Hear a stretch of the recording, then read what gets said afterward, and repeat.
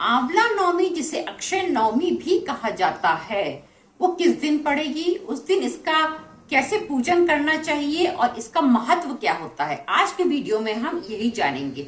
छोटा सा वीडियो है, अंत तक देखिएगा। अगर अच्छा लगे तो एक लाइक अवश्य कीजिएगा, मेरे चैनल को सब्सक्राइब कीजिएगा। चलिए वीडियो को शुरू करते हैं और जानते हैं कि अक्षय नवमी यानी कि आंवला नवमी कब पड़ रही है। आंवला नवमी कार्तिक मास के शुक्ल पक्ष की नवमी तिथि को मनाई जाती है। ये जो है वो 30 अक्टूबर को प्रारंभ हो जाएगी, परंतु उदया तिथि में 31 अक्टूबर को पड़ेगी, इसलिए 31 अक्टूबर को आंवला नवमी की पूजा करी जाएगी। 31 अक्टूबर को इसकी पूजा करने का शुभ मुहूर्त है सुबह 6:30 बजे से लेकर के 10 बजे तक, सुबह 10 बजे तक, क्योंकि उसके बाद नवमी तिथि समाप्त हो रही है। इसलिए आपको सुबह भोर में उठ करके ही इसका पूजन करना है। इस दिन क्या क्या किया जाता है?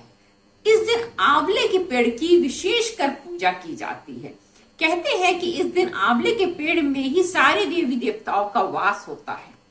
ऐसी मान्यता है कि इस दिन यदि आप आंवले की पेड़ के नीचे भोजन करते हैं तो आपको अक्षय फल प्राप्त होता है, आप स्वस्थ रहते हैं और माँ लक्ष्मी भी आप पर प्रसन्न रहती हैं।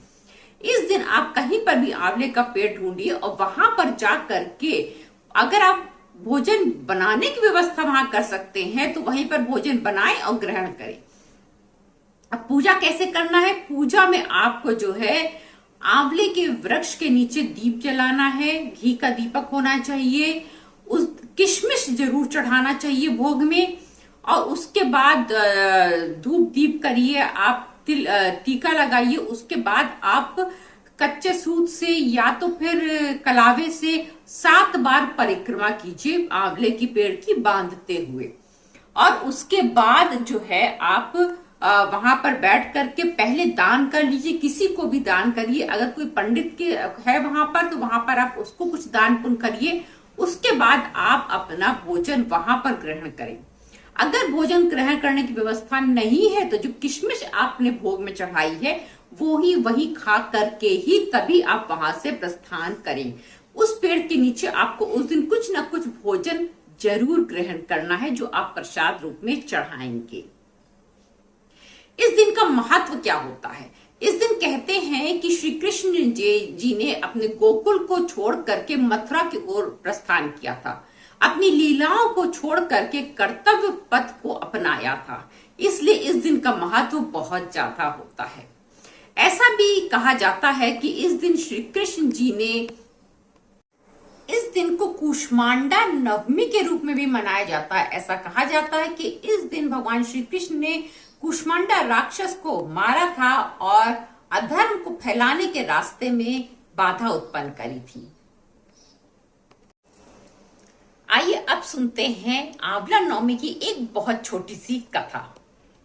एक सेठ था, वो आंवला नवमी का व्रत करता था और आंवले के पेड़ के नीचे बैठ करके ब्राह्मणों को सोने का दान किया करता था, और उसके बाद वहां पर बैठ करके वो अपना भोजन ग्रहण किया करता था।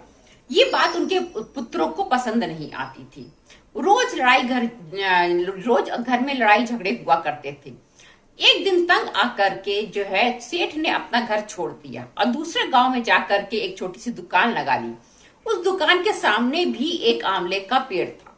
जब आंवला नवमी आई तो उसने वहां पर भी व्रत करके अब पूजन करना प्रारंभ कर दिया, जिससे कि उसकी दुकान जो है बहुत चलने लगी। और इधर पिताजी के जाने के बाद से बेटों का सारा व्यापार ठप हो गया और उन्हें समझ में नहीं आ रहा था कि उनसे गलती कहाँ हो गई। बाद में उन्हें जब अपनी गलती समझ में आई तो अपने पिताजी के पास गए, उन्होंने क्षमा मांगी। पिताजी ने कहा कि दान पुण्य करना या आंवले के पेड़ के नीचे आंवले की पूजा करने से माँ लक्ष्मी भी प्रसन्न होती हैं और आप स्वस्थ भी रहते हैं, आपका कारोबार भी बढ़ता है।